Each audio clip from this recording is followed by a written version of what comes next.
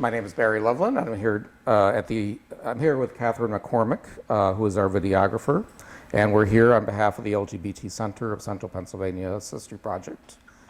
Today is January 19th, 2017, and we're here for an oral history interview with Stephen Leshner. This interview is taking place at the LGBT Center in Harrisburg. Steve, do we have your permission to record the interview today? Yes. Thank you. Well, welcome.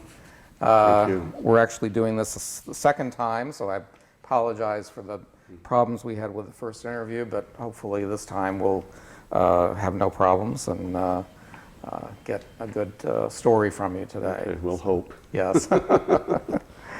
Okay, well, what I like to do is start at the very beginning, and maybe you could tell us what year you were born and where you were born.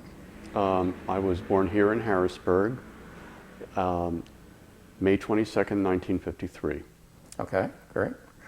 And tell me a little bit about your family and your family life growing up in Harrisburg. It was very typical nuclear family, my mother and father and my sister and I, so four of us. And I grew up here in Harrisburg all my life. We lived on Wiccanisco Street in uptown Harrisburg. And what did your father do and what did your mother do as far as any occupations? Or? My father was a salesman for M. Brenner and Sons. They were originally used to be located at 7th and Division Streets, a big warehouse that's gone now. My mother was a state employee for a long time. She originally worked for the Liquor Control Board and then went to the Department of Agriculture, where she stayed for many years before retiring. My dad eventually gave up his job at Brenner and Sons, and my mother was able to help him get a job with the state for his last 5 years. So he then worked at the Department of Revenue for 5 years before retiring. Mm-hmm. Okay. And your sister, how much difference was there in ages between you and your sister? My sister is 4 years older than I am. Okay. So tell me a little bit about school life. I went to the Steele Elementary School, which the building is still there. I don't know if it's being used now. I went to Camp Curtin Junior High School, which is not far at all from where I live, within very easy walking distance of where I presently live, and also to the William Penn High School, and also very just contiguous with Camp Curtin. The schools are together. I was from the last graduating class of William Penn High School before it became Harrisburg High. If I had been 1 year younger, I'd have had to be bussed out for my senior year to the old John Harris School, which is now part of Harrisburg High. Mm-hmm. And were you involved in any kind of activities in school or any sports? Or No, I was never athletically inclined, and I wasn't really involved in any very many extracurricular activities as far as, like the debating club or anything like that, or no, not much of that. Okay.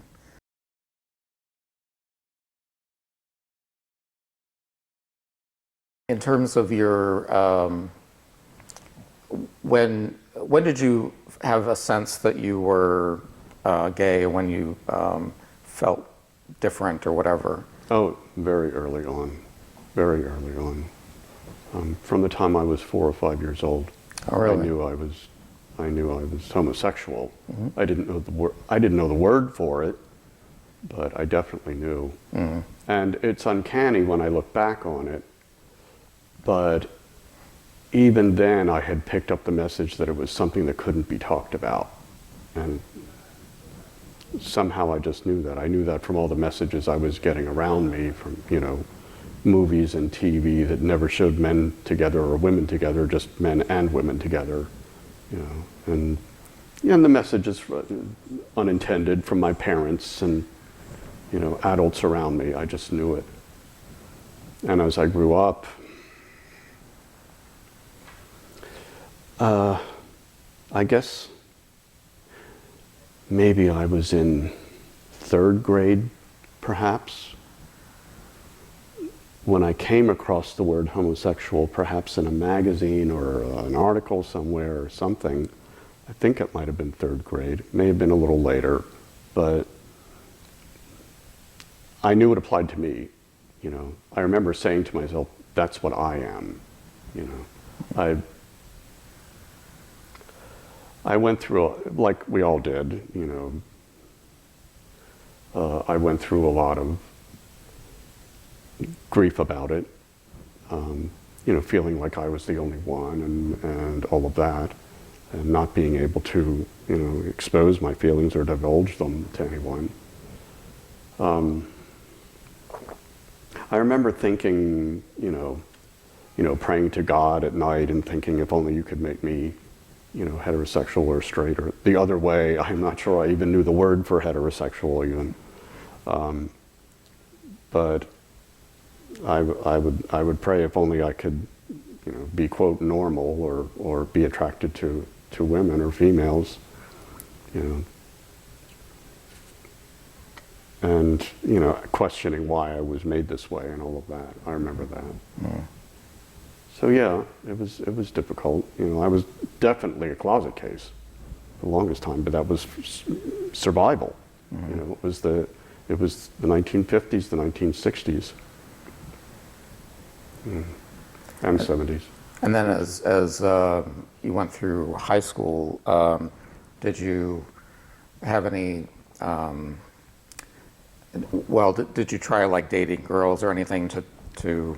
No, not really. You know, I can remember like going to the movies with one girl one time in my class. She eventually was dating, you know, a guy, but I remember going to the movies with her, and I had some friendships, I guess, with women, especially in my high school years. And, you know, I had gone, not only being Jewish, I had gone both to public school and then had to go to Hebrew school as I got older. And, you know, so I was certainly, you know, circulating socially, you know, with both boys and girls, but no, I never really dated. And I'm sure my parents noted that, you know. I mean, I'm sure they knew, you know, they never said it, but, you know, I wasn't athletically inclined. I wasn't rough and tumble. You know, I didn't date girls. You know, how could they not have known?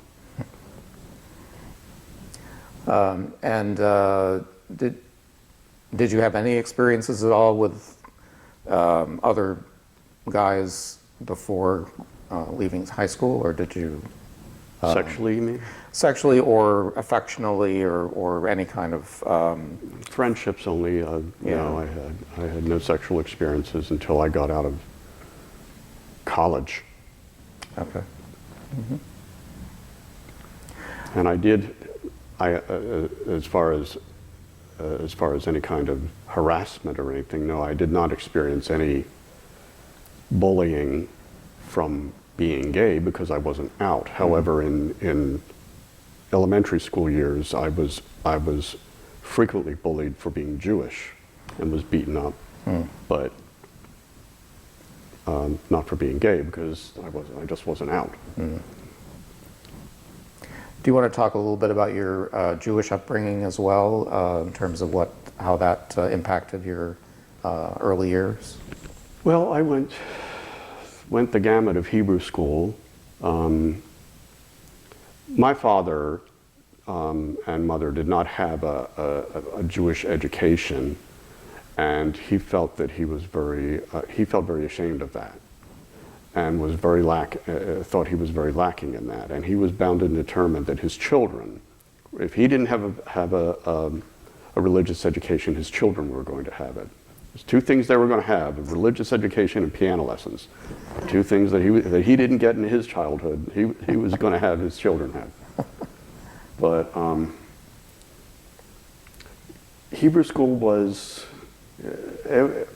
I mean, it was tough because, you know, I'd be home from school by about 3:30, and I'd have to be in Hebrew school by 4.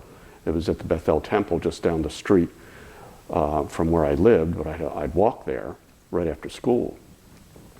And then I'd get picked up either by my parents or one of my parents, or more likely my parents would make an arrangement with the parents of one of the other kids in Hebrew school, and they would take me home because it happened to be on the way or something. So I went through, let's see, well, I guess must have started sometime in elementary school, and I went until I was 13 and was bar mitzvahed. So. And how do you think your Jewish upbringing and religion has affected you in terms of your, I guess, self-image of being gay and being Jewish? Has it had a big impact? I never really found a conflict. And even though I went through the religious upbringing, I don't really feel religious at this part of my life. And though I still feel ethnically like a Jew, you know, I still identify as a Jew. I can't see trying to. I don't feel particularly religious in any way, and so I can't see. Even though I'm interested in forms of spirituality and various religions, I can't see exploring another religion because Judaism doesn't satisfy me. You know, if I was going to become religious again, I'd become a religious Jew because that's how I was brought up, and I pretty much feel like that would be all I would need if I were to become religious again or wanted to. Mm-hmm. But no, I didn't see a conflict beyond the usual biblical condemnation and you know, the stuff in Leviticus and all of that. I understood that was part and parcel of it, but that was also seemed to be part and parcel of the Christian religion, you know. Right. So I didn't see much difference. It's just that Judaism was older, and, you know. Okay. How about college? You mentioned going to college. Where did you go? And I went to Shippensburg first. I went to Shippensburg from like 1971 or 1975. I had no sexual experiences with men in college. I mean, it was it still was very closeted there, though I know people must have suspected. I wasn't dating women. There was at least one, maybe probably more than one, college girl that was attracted to me that I, you know, didn't know how to respond to, and, you know, often ended up avoiding. You know, those things must have, you know, made people uncomfortable. I had at least one intense crush on a college mate that I lived with in the dorm. I didn't live in the same room with him. Mm-hmm. And that was, you know, those kinds of experiences were very, very painful. There's not much you can do about it except just, you know, just live through it. It was, you know, very distressing and sometimes embarrassing, you know, because, you know, I knew I couldn't tell him, but I'm sure he must have suspected something.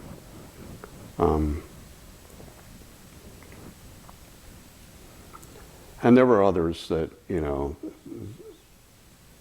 you know,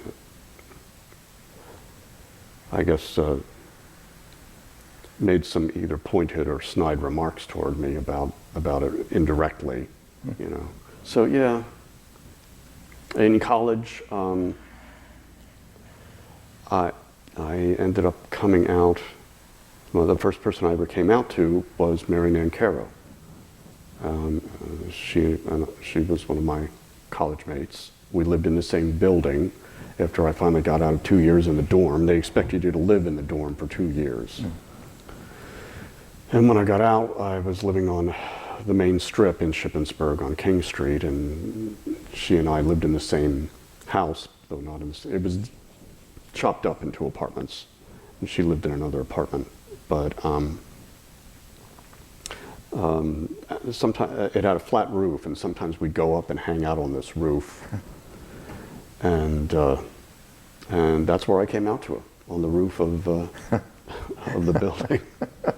She always jokes that I almost fell off doing it because I was so just about shaking. But did you know that she was lesbian, that's why you came out to her, or did you just? No, she wasn't out as a lesbian then. Oh. In fact, she hadn't even come out as bisexual, but I felt it.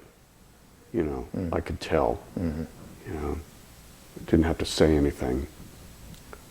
And you know, I mean, when it wasn't just that. I mean, we were kindred spirits in terms of, you know, intellectual interests and, you know, a lot of other things. You know, we felt like, you know, spiritual or intellectual equals, you know. And What was your major in Shippensburg? I started out, I wanted to major in psychology. It's kind of funny, but I'm going into an aside here, but I was always absolutely horrible in math, absolutely horrible. And I guess if there's such a thing as sub-abysmal, you know, like that's what I was in math, you know. And I went through, you know, like algebra and geometry and, you know, trigonometry and, you know, a couple algebras, I guess, 1 and 2, and then and geometry and trigonometry. And I was in one of those classes, and maybe they still have them, I imagine they still do, that we were called the accelerated section, you know, and you know, our class was the highest achieving of the classes, you know, academically. But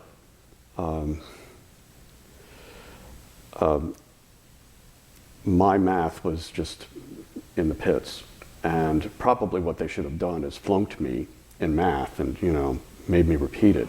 But they just passed me through with the other kids. And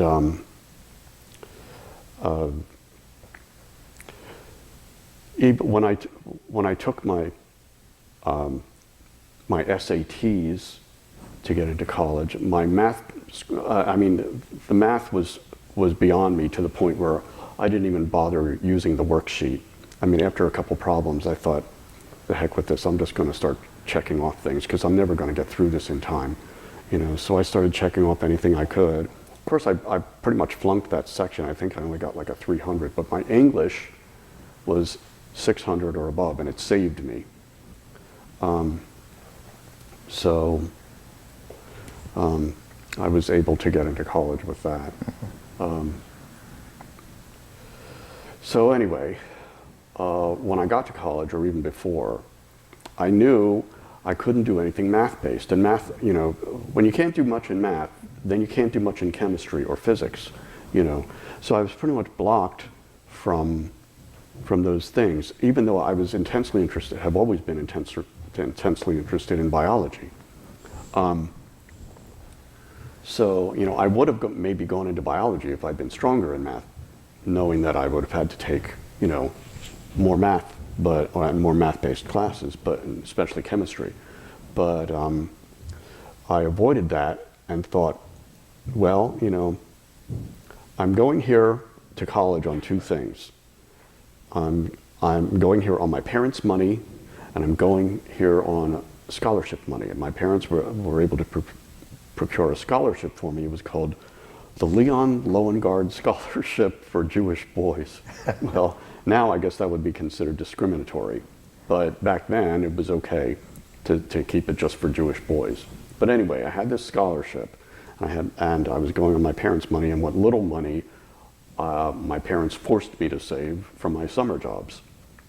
So I thought, well, if I'm going here on my parents' money and scholarship money, I at least have to pick a major that I know I can do. You know, because there's no sense in doing a math-based major that I know I'm going to flunk out with. You know, I've got a lot riding on me. My parents' expectation was that I was going to go to college. And, you know, there was no getting out of that, and I didn't want to get out of it. So I picked psychology because I had in high school, my last year, I'd had like a half semester each, I believe, of like psychology and sociology, and I did very well in them. And I thought, well, this seems like something I can do. You know, if I'm going to go, I may as well do something I can do. So I picked psychology. Unfortunately, at that time, the psychology department in Shippensburg was so embryonic, they didn't even have a psychology major. They had a sociology major.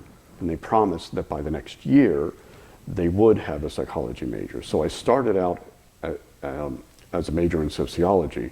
And then the next year, when I became a major in psychology, I kept sociology as a minor. So that's how I worked it. And I did very well, despite, you know, a lot of partying and a lot of drugs and a lot of everything. You know, I knew when to bear down and, you know, when to study and when to write papers and stuff like that. And, you know, when the time came to deliver, I was able to do it. Mm-hmm. So I got through with very good grades. So that was my 5 years at Shippensburg. Not that it amounted to a whole lot. And you did get a degree from there? And, yes, yeah. I got a BA in psychology from Shippensburg. Great. I have 2 other degrees, but I never ended up getting a master's degree. I went to Hack for 3 years after I was long since later, sort of floundering and wondering what to do.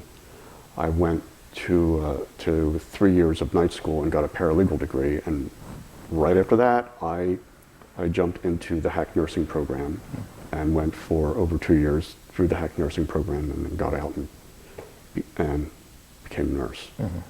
But that was much later. Mm-hmm. So when you were at Shippensburg, was there any kind of like gay group on campus at all? No, oh my God, no. This was like the dark ages. Uh-huh. Oh no. I mean, when I when I went to Shippensburg, the first semester, and I was in the dorm, and these guys would have what they called panty raids. Now, I'd never even heard of a freaking panty raid. I didn't know what it was. But apparently they would raid the girls' dorm and steal their panties and run around with them hooting and hollering, you know. It was such idiocy. But that was the mentality back then. I mean, can you imagine trying to come out in a situation like that? I mean, you wouldn't live through it. Yeah. You know. And what year did you graduate from? 75. 75, okay,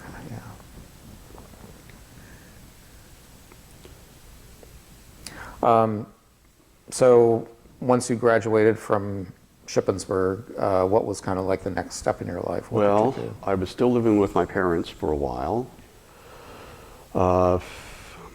I tried looking up several jobs, and then my mother, who was a state employee, and back then, you know, I don't know how state employee state service is now, but back then, you know, you sort of had to know somebody, you know, you had to have some kind of connection to get a job. Well, my mother got me a job at Childline, the Child Abuse Hotline. I became a telephone counselor.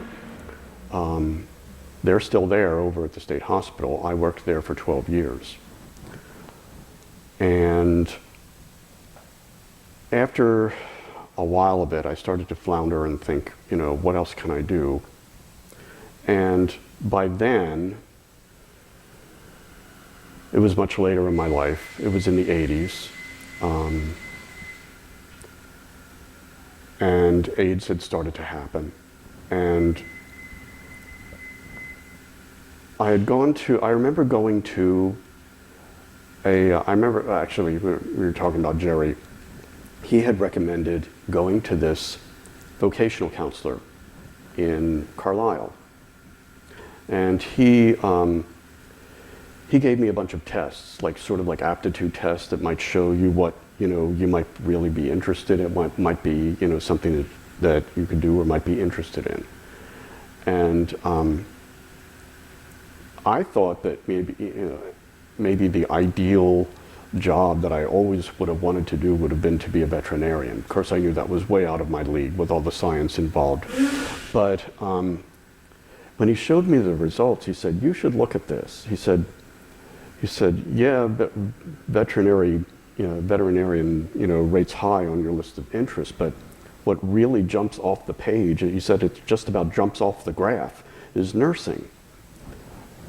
And I thought, nursing? Well, the thing is, I'd always thought nursing would be interesting, and I had a friend who was a nurse. He is now, for many years, he's been a nurse anesthetist. And when he became a nurse, I thought that was really fascinating. I thought, what an interesting thing, a male nurse. You didn't hear about men being nurses that much back then. But I kind of put it in the back of my mind. I thought, no, there's too much math involved. I'd have to take algebra, I'd have to take chemistry, I'd flunk all of it. There's no way. And then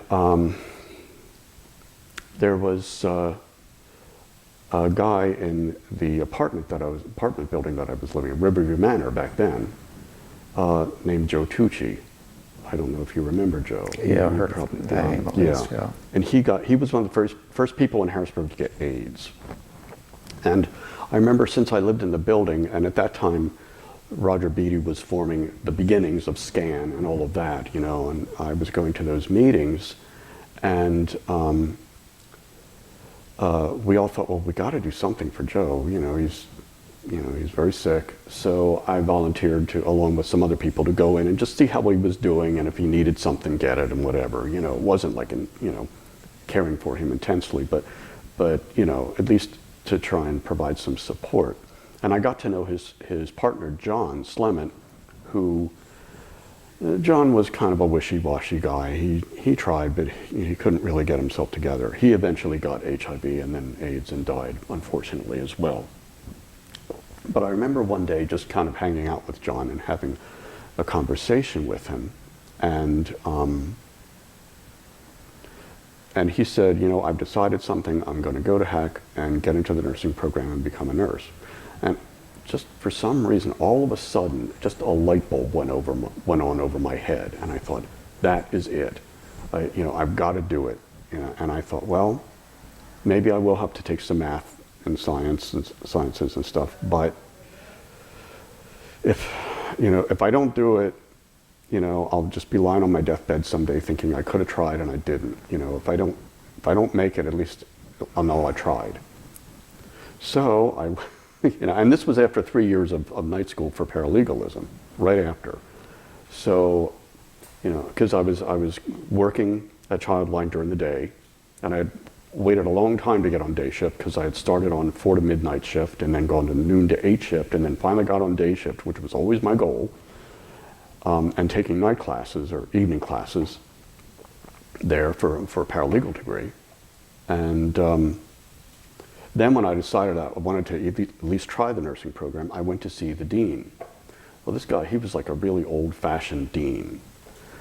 And he looked at my stuff, my transcripts and all, from Shippensburg and from HAC. And he said, no problem.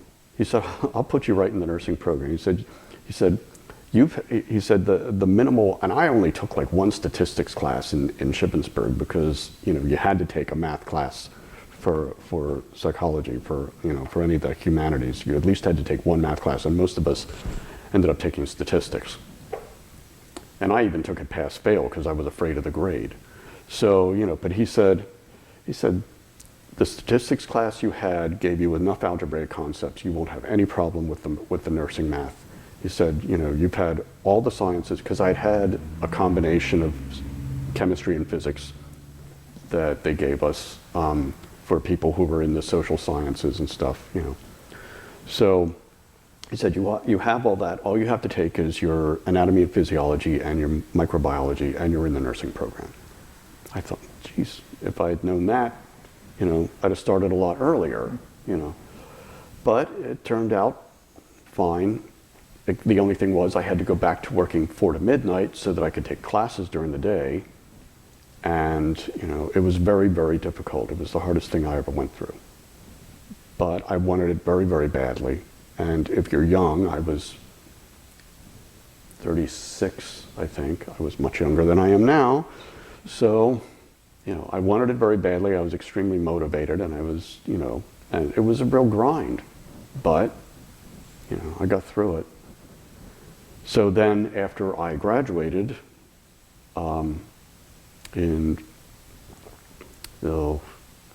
1988 from nursing school, I went to worked at Harrisburg Hospital, which turned out to be a very homophobic place at that time. It's not now, but it was then, disturbingly so.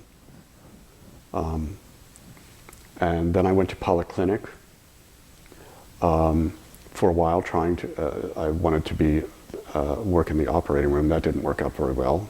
I ended up being able to work in pre-op for a little while until I got transferred to psychiatry. And I was talking to Jerry about it, and because he had been working at the state hospital for so long and was a social worker there, and we discussed it, and I thought, well, mostly been working in the social field, and have a nursing degree now. Why don't I just do the logical thing and combine it and work in psychiatry? So that's what I decided to do, and I've got into psychiatry and have been there ever since, and this is now my 28th year there. So,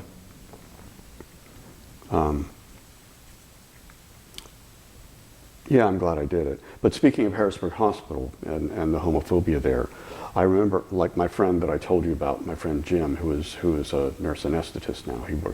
He's out of state. I really haven't been in touch with him in a long time. But he worked both there and at Polyclinic, in the emergency room and also as a nurse anesthetist later. And he told me even back then, this was, mid to late 80s, that, that they would sometimes turn away people, act very nasty to them, and sometimes even turn them away if they were gay, refuse to treat them in the ER, or just be very discriminatory to them. And on my floor, the attitudes around me were very homosexual or very homophobic, and I was out then. I couldn't see being closeted there, And one very interesting thing I remember, I wanted to get a warm-up jacket. Now, a warm-up jacket is one of these like light cloth things that people in the medical field wear. It's not like a long lab coat like a doctor wears. It comes up to here. And it just keeps you warmer. It has some extra pockets, whatever. And they did not want me to have a warm-up jacket because women were wearing them at that time and not men, And they wanted me to wear the typical male nurse's jacket, which makes you look like a dentist with a strap in the back and it's real square looking. And I said, well, why can't I just get a warm-up jacket? And I remember the response from, I forget who, maybe the clinical manager at the time, who did turn out to be gay later on, was that if you wear a warm-up jacket, your sexual orientation will be called into question.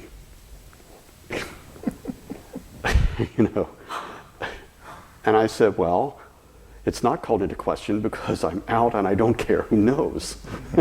And they said, we still don't want you to wear it because patients might be uncomfortable. I mean, that's the kind of response you were getting back then. Wow. So, that's the way it was. Mm-hmm. And luckily, when I came over to Polyclinic from Harrisburg, none of that. None of that. And especially working on the psych floor, completely open. A lot of the people there were openly gay or lesbian, and even if they weren't, nobody cared, you know.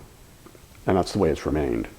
There have been some people there who, for religious reasons, did not accept it. But for the most part, it's been a very comfortable environment as far as that goes. But I remember how Harrisburg was. Luckily, that's gone. I'm sure they won't tolerate that now. I also remember another incident. I know I'm going on too much. No, that sounds good. But I also remember another incident at Harrisburg Hospital where a woman was in one of the rooms. She was a lesbian. Her partner had come to visit her and was observed kissing her. And one of the staff people came back to the nurses station, one of the LPNs, and was talking about how disgusting it was that this woman was kissing her partner.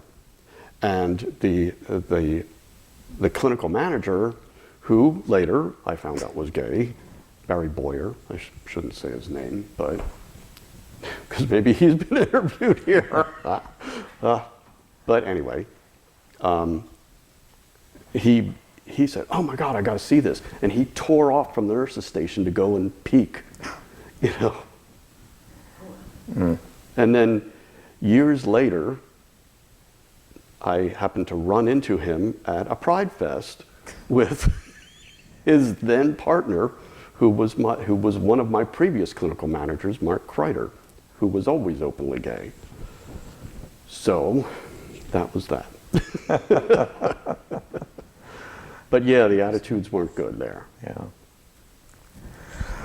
Let's turn to maybe once you were out starting in the workforce, how did you connect into any of the gay organizations or bars or any of the activities going on in Harrisburg? When did that happen? Well, it actually started while I was still living with my parents. And this was about 1976. And I had straight friends. And none of them cared, really. In fact, back maybe 1973 or so, or yeah, about 1973, it was a very interesting thing happened. We had a professor who, Julia Lord, she was a very most interesting professor. She taught social psychology, and one thing she wanted us to do was write our autobiographies. Mary always said there must have been something voyeuristic with this, because she said, you know, I remember her saying, Mary saying to me, you know, we all write these autobiographies for this woman, and she has them sitting up in her attic, you know, all of this stuff that people are pouring their hearts out to, and there they sit in her attic, you know, almost like you know, who else could find out these things and take advantage of them, you know, in a way. But anyway, I wrote this autobiography, and at that time I was pretty tortured because I was so closeted, and you know, people all around me dating and having sex, and you know, me having these, you know, terrible, distressing crushes on guys that I knew I couldn't have or be with. And so at a certain point in the autobiography, I decided to write that I was gay, write that I was homosexual. There was no gay then. I wasn't self-identified as gay. So I came out to her in the autobiography. That was the opening of it, and also coming out to Mary. And by the end of college, by 75, I was starting to meet more gay people. By then, Mary had come out to me and to some others as bisexual. But she was still dating a man there, a guy named Jim. I often wonder how he's doing. Strange bird, but he was a good guy.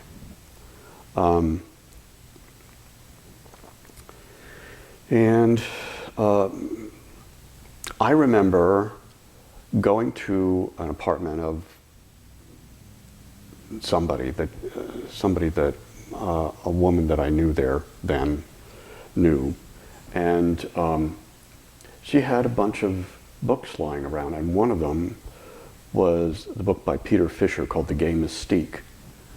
And when I read it, I felt like it was speaking directly to me. You know, it was just one of those book experiences that you know that that there's a direct connection between the author and you and what they're saying. I still look at passages in that book once in a while. I don't know if you have it, but it's one of the original books about being gay and coming out. And from that point on, well, see, after that, then my college experience was over. I was back home. I didn't have any prospects for finding a job until the Job for Childline came along. But I felt the need to start connecting, and I didn't really know how. Now, this is another aside. The first gay bar I ever went to, and this is kind of a long story, but I was pretty much a druggie back then, and was doing a lot of acid and other drugs. And one day I took this acid trip, and as I was just starting to come down, an old friend and acid connection from my high school years, a woman named Marianne, was driving around the campus. She wasn't a student there, but she was driving around with another woman who a lot of the lesbians I came to know didn't like. She was a lesbian herself, but she apparently was a kind of a screwed up person, but I didn't know her well. Her name was Holly. They were driving around, and they picked me up. And they said, let's just go take a drive. So we drove, and we drove, and we drove, and we went into the mountains. And then this is like Shippensburg, out in the mountains, And hours went by, and I thought, this is really strange. Things were already strange because I'd been tripping all day. Well, anyway, it was deliberate. They took me to State College. They both figured I was gay. And they took me to this bar in State College called the My Oh My. I don't know if you've ever been to the My Oh My or heard of it. No, I've heard of it though, yeah. But the My Oh My was an interesting bar because it had a straight side and a gay side. You went in the middle, and if you went to the right, you went to the straight side. If you went to the left, you went to the gay side. There were like two bars, on either end with a hallway, And it was, one thing I thought was very funny, my one math professor, the one that taught the statistics class, was there with another man. And the minute he saw me walk in, they both left for the straight side. And, this was, I guess, I don't know, 74 going to 75 or early 75.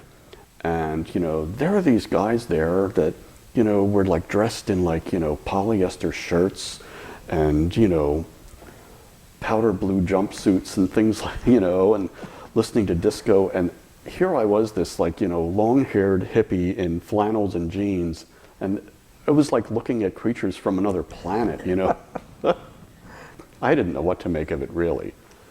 But, Marianne and Holly knew that I was gay, even though I never told them, and they decided to do me the favor of forcing me into a gay bar, which I guess I have to thank them for in the long run, even though it was an uncomfortable experience. But that was my first experience at a gay bar.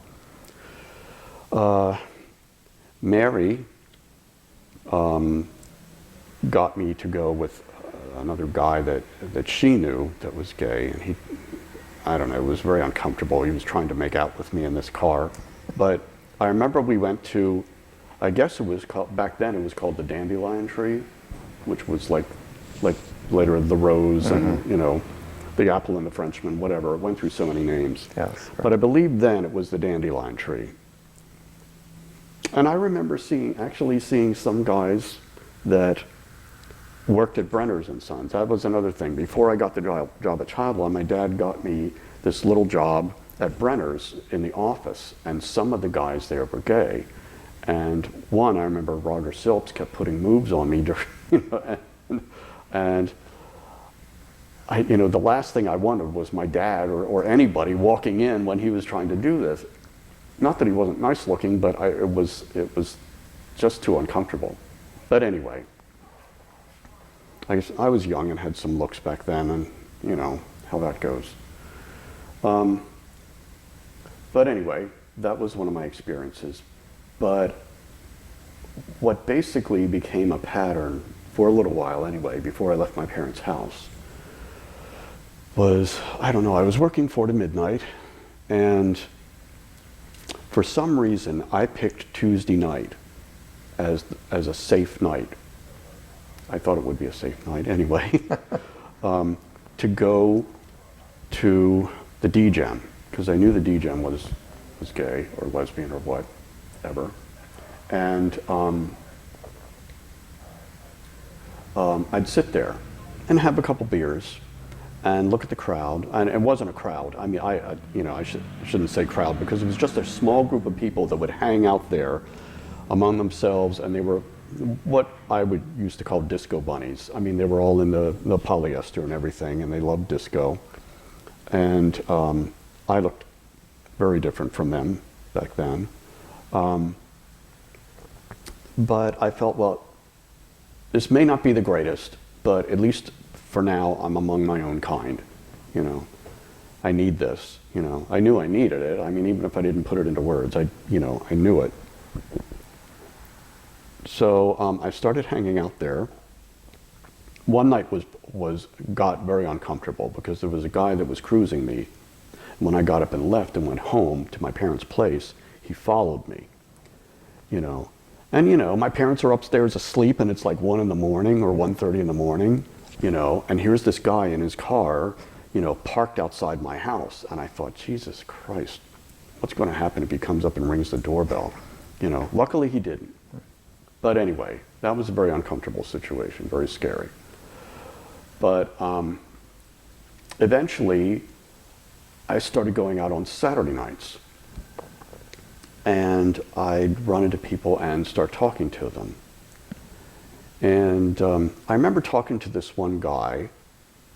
We just started up a conversation. We weren't really, you know, cruising each other or anything. But I remember saying to him, well, isn't there anything else besides the bars? You know, isn't there anything? You know, and he said, well, there's Dignity. And I remember saying, yeah, but that's Catholic, you know. I didn't know what else, you know, I didn't know anything else about it. But around that time, you know, luckily around that time, I was working at Childline. I was still living in my parents' house. I was about 24, and I was starting to buy at like Town News. I would buy copies of The Advocate, which back then wasn't even a magazine. It was a newspaper, you know. And I was just so overwhelmed and thankful to at least know that there was at least somebody out there that was gay and out and was publishing, you know, publishing stuff. And so I had copies of The Advocate and some other gay magazines hidden away in my desk. Well, one day my mother, who was a snoop, and you know, you can't help it. You live in a family, you're always going to snoop, let's face it. You know, there's no real privacy in a family. But, you know, she found them and she freaked out. And things became very uncomfortable. My dad didn't know. And my mother always tried this emotional ploy with me, for a while anyway, she did, because my father had had a stroke back in 1968. And unfortunately, my mother always blamed my sister for that. Because my sister, you know, she and I, we were both just a couple of hippies, you know, and my sister was very headstrong and went out and did whatever the hell she wanted to do, and it drove my parents crazy. And she really did give them a run for their money. I mean, she was just a rebellious teenager, and, you know, she was gonna, you know, go out and get high and have sex and do what she wanted to do, you know. And my dad ended up having this stroke, and my mother blamed my sister for that, for upsetting him so much.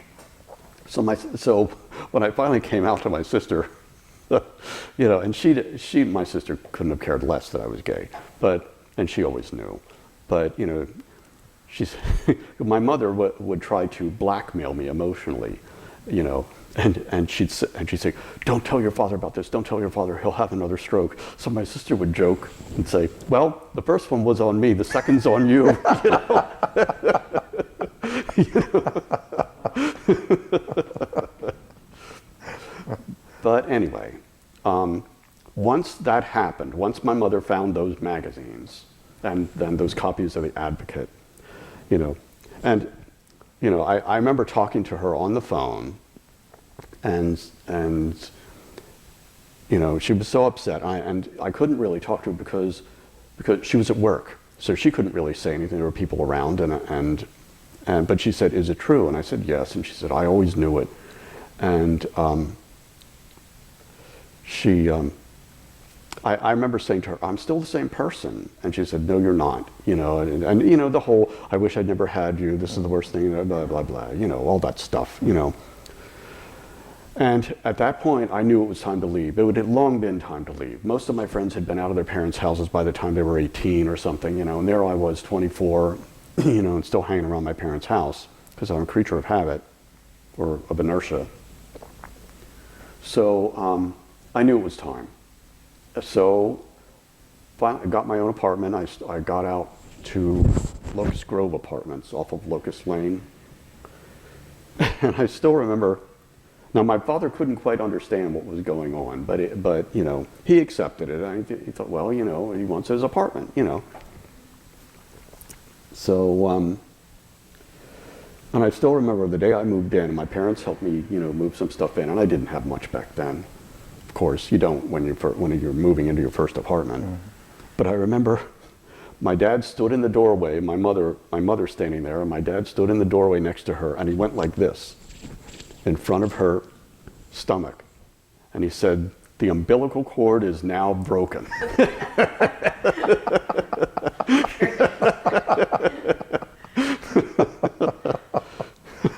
So after that, I was on my own, so I started going to the DGM more on Saturdays, and eventually I ran into John Barnes, and he was very attracted to me. And I had had one sexual experience before John, and there was some guy that he was with his friends, and I wasn't terribly attracted to him, but you know, when I admitted that I was a virgin, he said, "Oh, I have to be your first. I have to be your first." Well, it was very lackluster. We had both been drinking pretty heavily. Neither of us really could get it up, unfortunately, and it wasn't much of an experience. So, you know, but then I met John, and he was very attracted to me. He wanted to date, and we became lovers for maybe 4 months or so. You know, didn't last too long, but once I had sex with John, I thought, oh, so this is what it's supposed to be like. This is the bells and whistles, you know. So anyway,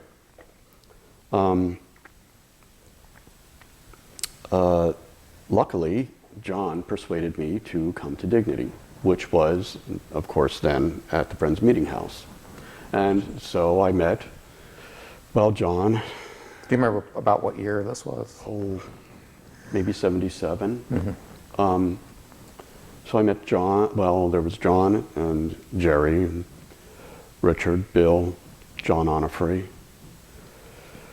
you know, and then eventually, you know, John Folby, Larry Valerio, you know, more and more people. it started coming into my life, and I immediately felt, this is it, I mean, the bars are one thing, but, I'll never find in the bars what I'm finding here, So that was the beginning of it, really. And what was Dignity like back then? What did they do? What kind of events and things did they have? Well, I remember that first time, I believe, was just like a discussion group, kind of like a general discussion group. But I remember the feeling of warmth and being welcomed, and I don't at all remember what we were talking about, but maybe about being gay or whatever. But I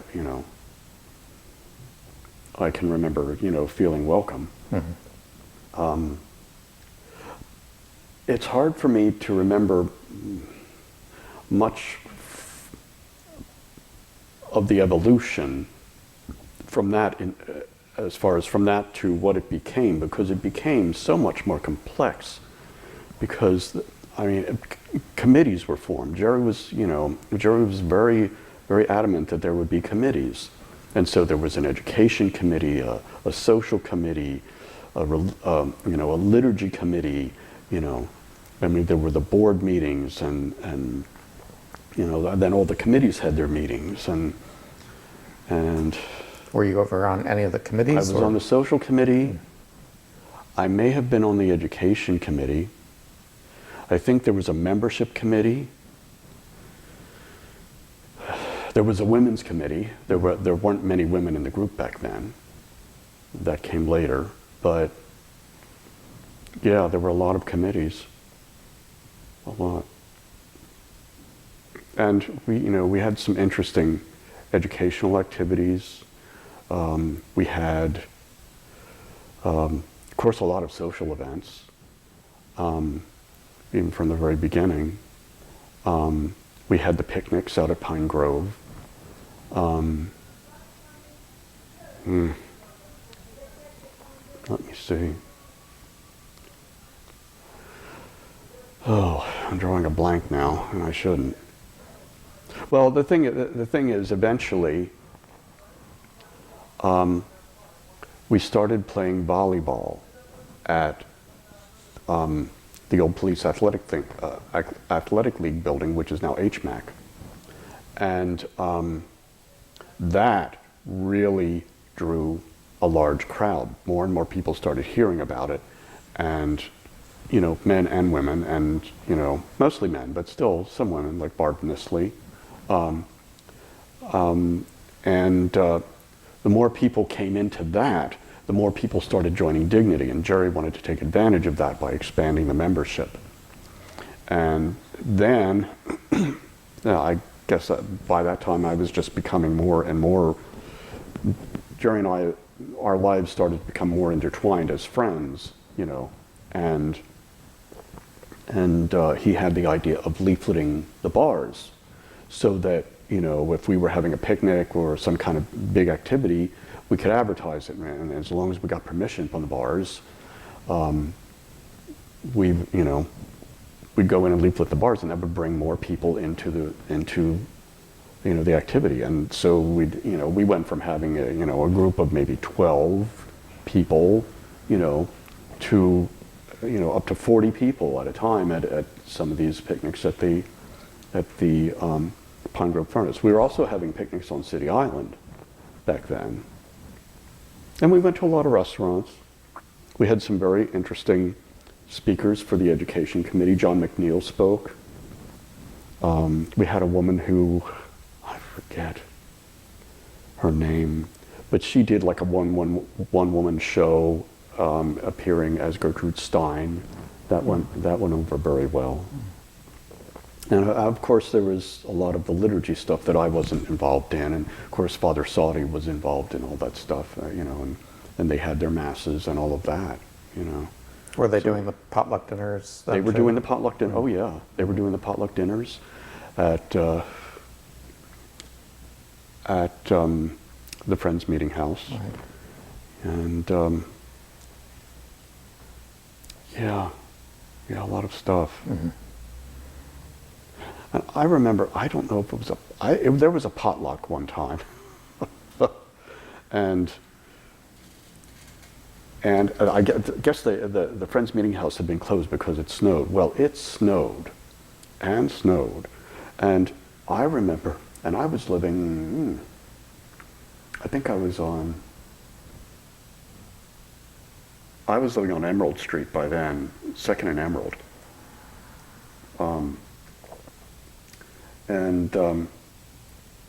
I remember Aaron Spiker, who lived on Logan Street, and I walked because we couldn't do the potluck then. Either it was a potluck or Jerry was just having an impromptu potluck at his place back when he lived on Boas Street. And I remember walking with our casseroles or whatever, trudging through this knee-high snow, sometimes even in the street because you could hardly walk on the sidewalk, to Jerry's house on Boas Street so we can go to this potluck. That was quite something. And there were regional dignity meetings, and we hosted some.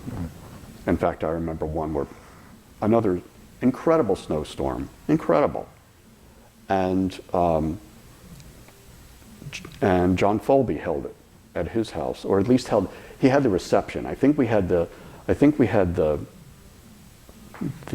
regional meeting at a church, but John Folby had a reception at his house. And I swear, people came in from Philadelphia, from Pittsburgh, I guess when you're young and you just think you can do anything, and we were young and we had the energy to do it, Looking back on that, it's quite something.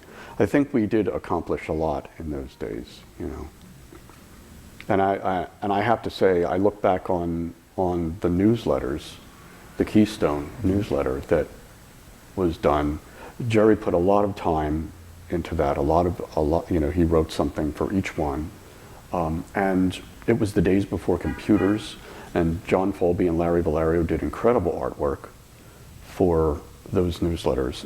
It was marvelous. So I look back on that and think, gee, that really was a lot. It seems like a whirlwind almost to look back on it all, But yeah, it was quite something. Well, speaking of Jerry Brennan, you might want to kind of introduce that topic as well, because Jerry is someone that I know impacted a lot on your life and a lot of lives of people early on in the community, because he was really kind of the first gay activist, I think you could say, in Harrisburg, that really started a lot of things in Harrisburg. I think Jerry had originally had a plan for the gay switchboard, and that eventually became, headed, I guess, by Chuck McKee and some other people eventually. And then I don't know when he started the Dignity chapter here. He had been in seminary school, I guess, back in the Jerry was 10 years older than me, but he had been in seminary school, and he became involved in the civil rights movement, and he in fact marched at Selma. And eventually got kicked out of the seminary, I believe, because they said he was too radical. And I remember him telling me that one of his friends had called him from New York during the Stonewall riot and said, you got to get up here and see this. I guess it went on for something like 3 days, And I don't know if he got there or if he just made it at the tail end of it or whatever, but he certainly knew about it and was told firsthand, by somebody that was witnessing it. He had, been radicalized even before Stonewall. As far as his starting Dignity, well, Richard Hawes would be able to tell you more of that. I don't know, if that was maybe in 74 or 75, So, I think it was the end of 74, and then they got their charter in 75. So, I can't tell you much about that. How did you meet him? How did I meet? Well, I certainly met him through Dignity. Okay, yeah. And there were some other situations. I mean, he had, I was trying to date this one guy here. He's unfortunately long gone of AIDS, but I had met him through volleyball, and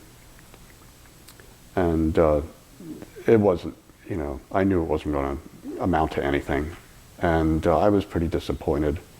And Jerry could see that, and he said, "Well, look, why don't you and I go to the baths?" And I'd never been to the baths, and so we went down to Baltimore, and ended up going to the baths, and that became a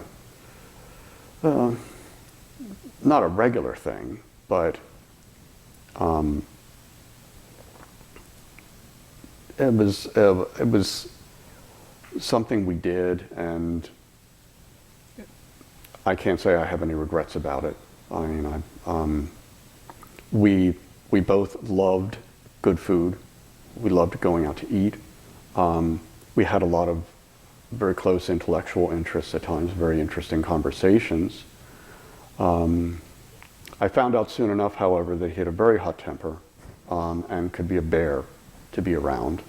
And as often as I was around him, I was often the object of his anger. He obviously did not suffer fools gladly, and could be very impatient. And being a visionary and being very, very intelligent, he didn't really have the patience for people who weren't as fast in grasping things as he was. And so, you know, I was often on the receiving end of his irritability or irascibility with that, because I'm not a fast learner. I'm a slow learner. You know, it's just the way I am. I have intelligence, but I'm not always smart. You know, Jerry was smart. You know, he knew how to use his intelligence. He was not like a lot of other people. He was not a daydreamer, you know. He was too hard-boiled to daydream, I think. But he was very much a visionary. He knew what he wanted to work on. And he also, of course, worked with Marion Ann Caro and others, Jane Perkins, who was on the council then, city council then, on getting the non-discrimination clause worked into Harrisburg's law. So, you know, he was very involved with that. He was a dynamo, really. I mean, he worked back then full-time as a social worker. He also had his tax business. He also did all kinds of political activity. And he just kept it going. He was really a dynamo. Mm-hmm. So just as an aside, or to go back a bit, one thing that I do remember, one of the very first things I remember after getting involved with John, when he and I were still together, and I was just starting to go to the Dignity groups and discussions and stuff like that. It was only maybe within a few weeks of my being involved that John, and I guess Jerry, and I don't know who, maybe Richard, but I know John and I did it, went to the Capitol to lobby for gay rights. And this was like my very first experience with anything like that. And again, it was only maybe within 3 to 4 weeks of me even joining Dignity. And I remember John and I went to see, I guess it was Senator Jubileer from Blair County. Well, talk about an ice chill. he was not at all happy to see us. I mean, he was he was polite enough, you know. I mean, he didn't just tell us, you know, jump up and tell us to get out. I mean, he at least sat through what we had to say. But, you know, and I felt like a fish out of water and was such a novice at anything like that and had no idea. But I thought, well, you know, I agreed to go and here I am, you know. But yeah, so even as early as that, and that was 1977, Dignity was involved in politics, and that was all through Jerry, I'm sure. You know. So. Also, he was on the supervisory committee of the Pennsylvania State Employees Credit Union. So, I mean, he kept a lot of balls juggling. You know. Then he later passed away of AIDS, right? Yes, yeah. He came out to me with, as far as his illness, or as far as his HIV status, in maybe, I think, 1988. He said he had known about it since maybe 1985 or 86, I think. And I remember saying to him at that time, well, you know, really the only choice you have is to just keep going, you know.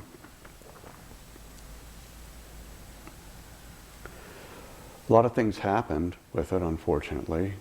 You know, he ended up getting a lot of illnesses. But one thing that I think about Jerry, and that seems to have been proven right with a lot of people who have illnesses like HIV and cancers and things like that, are that the people who fight it, who are the fighters, who won't give up, are the ones that live the longest. You know. And you have to remember, back when he started with this stuff, he was getting good care, but he was getting the best care that they could give at the time, but it was not nearly what it is now. Right. You know, I mean, there were all kinds of medication regimens that he was put on. There was a regimen that he had to go to Washington D.C. to even get. There was a regimen that a stupid drug company only made in liquid form. The cumbersome bottles, and it was a while until they even made the pill form. And I remember that was when Jerry and I we had gone on several European trips together, and cruises, gay cruises, RSVP cruises. And on one of them, I remember, I think it was either Paris or Italy, that he had to bring all these stupid bottles with him of liquid. It was so difficult, and you know, worrying about the bottles being broken in transport and all of that, just because the company couldn't get its act together to make a pill form of the medication.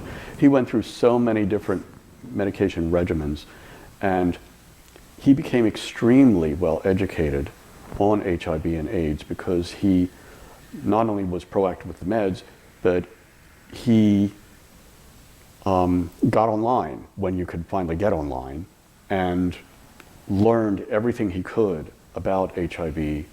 He corresponded with this physician in Japan who was on the cutting edge of HIV research. I mean, he kept up. You know, he knew, I think, a lot of things that even the doctors around here at times, you know, unless they specialized in it, you know, even they would have known. So, and he did live a long time with it.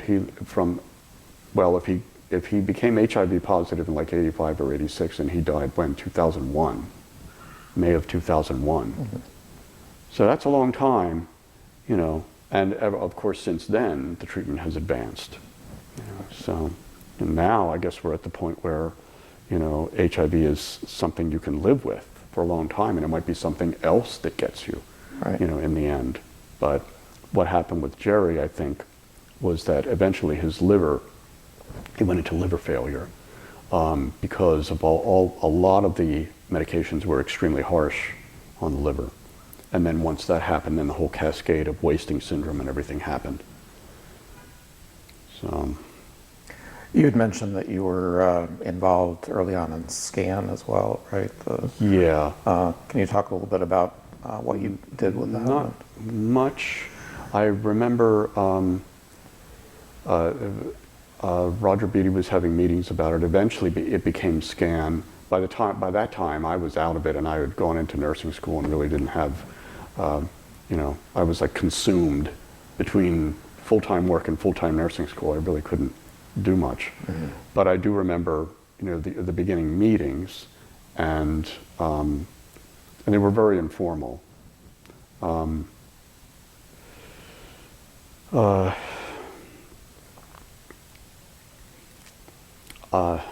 see.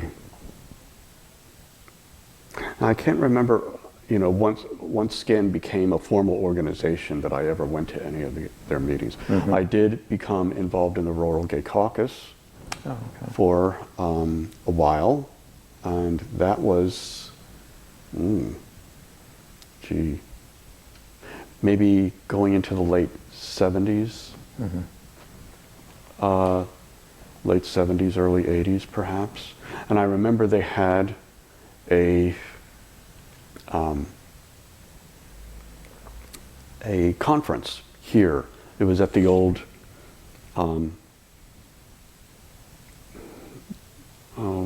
you'd know the name of it, Barry. The old main hotel downtown.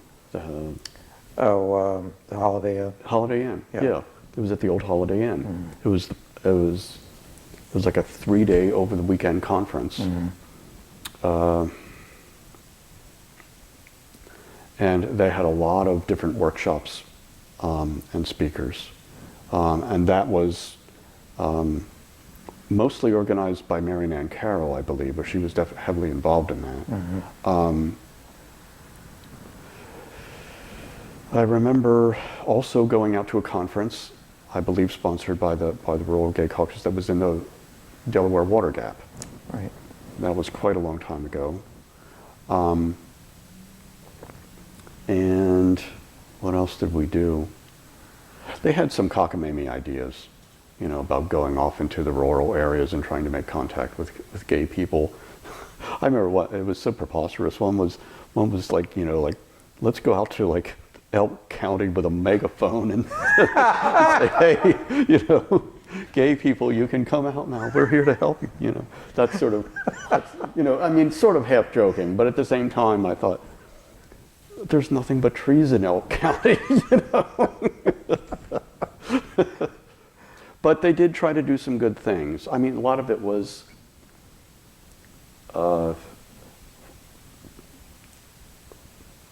I shouldn't say formless, sort of half-baked. They tried to work out some things. The only thing that I got involved in, and it didn't last very long at all, in fact, all I did was coordinate it, was they gave me one assignment. They said Harrisburg needs a group for gay alcoholics, because AA doesn't have a specific group for gay alcoholics. So I talked to Jerry about it, and he said, well, there had been a group for gay alcoholics that had been held at the Friends Meeting House, but somewhere along the line, one of the people that was in the group, their partner was disruptive and came to the group and said, I'm going to tell everybody that all you gay people are here and blah, blah, blah. And everybody went, and they all took off and they didn't come back. So, but he put me in touch with Rosemary Model, who Roger knew. And he said, well, get together with Rosemary and Roger, who, again, both of them eventually formed SCAN. I remember her at some of the meetings for SCAN. But, she gave me some contacts. And I just eventually put this meeting together, of people saying, would you like to start doing this? And they said yes. So they started, for a while at least, another gay alcohol or gay AA group, or related to that. Mm-hmm. Where did they meet? That was at the Friends Meeting House. Okay. Yeah. Mm-hmm. So. And that would be about what year, do you remember? Well, again, it must have been in the late 70s, 70s. you know, early 80s, you know. So, and I remember also with Dignity, we would charter buses to the Pride marches, which were always such a blowout. Like to New York? To New York, yeah. Yeah. And it's interesting. I should have brought it, but I forgot to bring it. I did give some photographs, donated some photographs to the center here. Right. One of them I know was New York, and it was John Barnes and Jerry and me. And just within the past half year or so, John Folby sent me a photograph that he found while looking through some photos. He found this photograph of me even earlier than that. Now that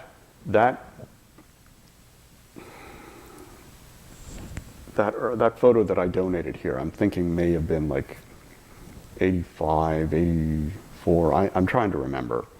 But this one was even earlier.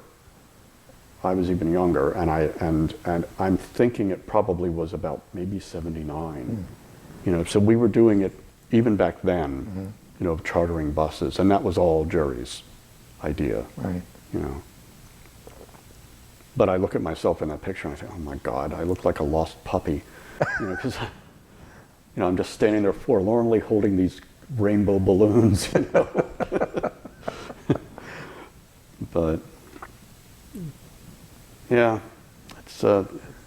it's pretty amazing when I look back at all the things that happened, you know, and I think we have, you know, we have the right to, you know, pat ourselves on the back. You know, a lot of this stuff is not known, you know, but people did accomplish a lot. Were there any other organizations that you were involved with at all, or was that pretty much all the... No, not as far as as far as gay organizations, no. I did eventually become a shop steward. When I worked at Childline, I became a shop steward for PSSU, so I was involved in unionism. Then when I became a nurse and first started working at Polyclinic, Harrisburg was non-unionized, always has been.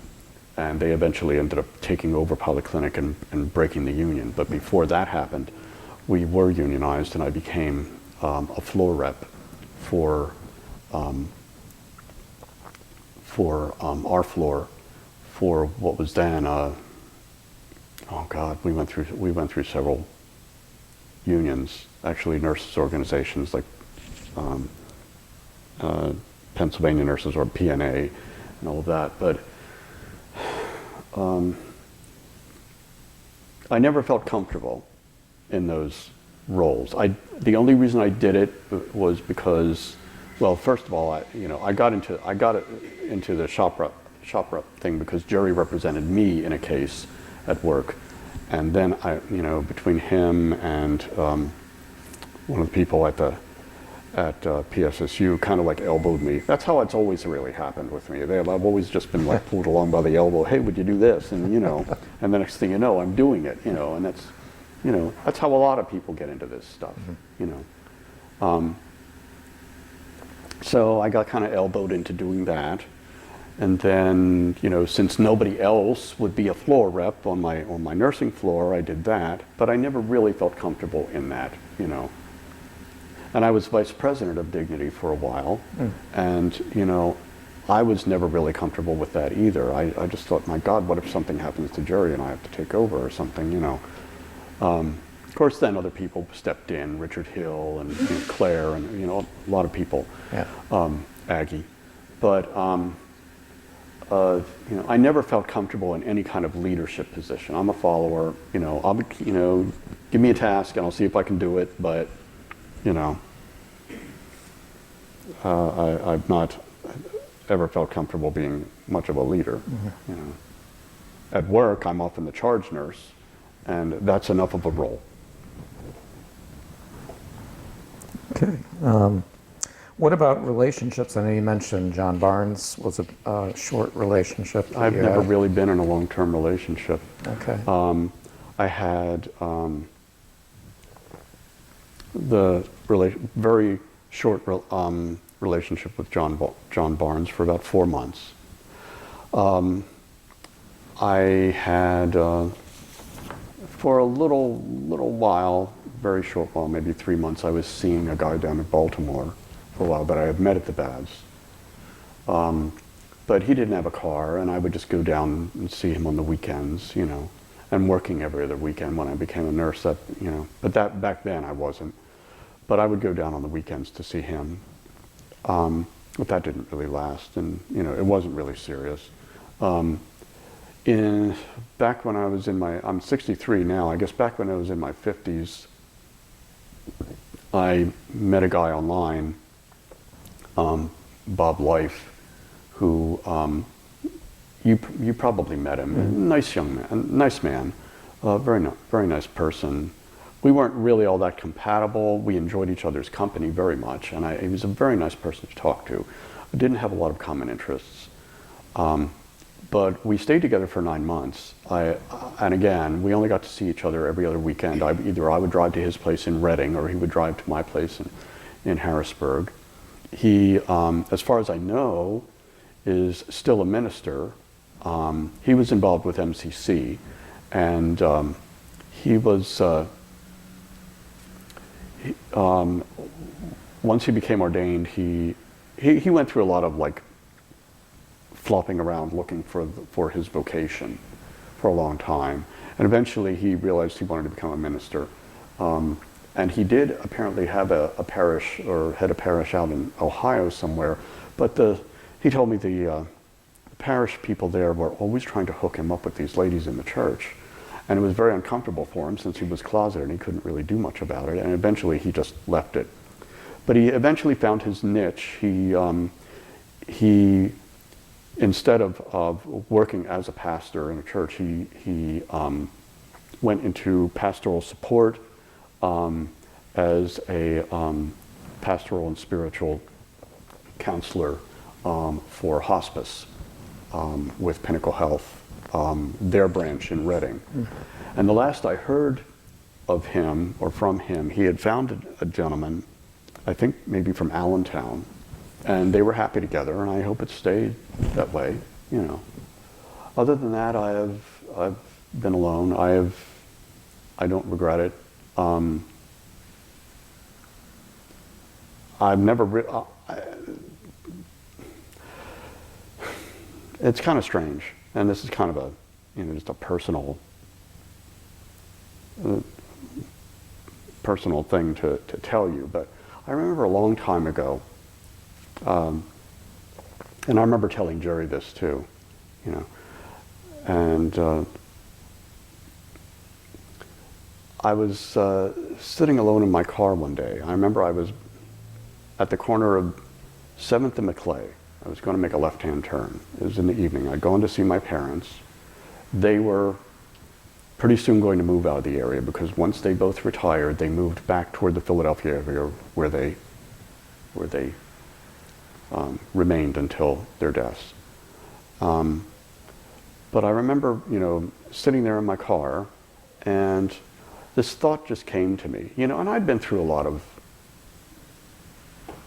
you know, situations in which I looked around and saw that, you know, a lot of my friends were, you know, in couples and thinking, what's wrong with me? You know, why aren't I with somebody? You know, and I remember talking to Jerry about it, and he said, there's nothing wrong with you.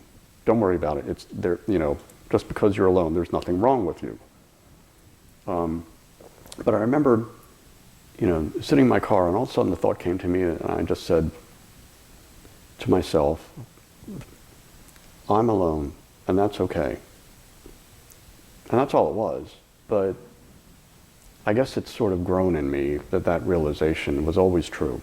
And that even though there were times where I may have deluded myself into thinking that there was something wrong with me or I wasn't complete because I was alone, the fact is I've always liked being alone. I love living alone.